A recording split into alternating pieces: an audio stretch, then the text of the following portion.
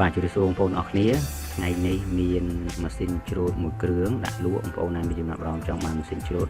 DC 70 Plus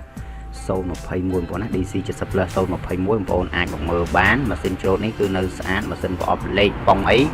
គឺនៅអែមបងប្អូនណានៅអែមហើយម៉ាស៊ីនច្រូតនេះគឺស៊េរីឆ្នាំ021បងប្អូនណាមានចំណាប់អារម្មណ៍ចង់បានម៉ាស៊ីនច្រូតយកទៅប្រើប្រាស់នៅពេលរដូវច្រូតកាត់ខាងមុខនេះបងប្អូនអាចតាក់ទងមកមើលម៉ាស៊ីនច្រូតនេះបានទីតាំងរបស់ម៉ាស៊ីនច្រូតនេះគឺនៅជិត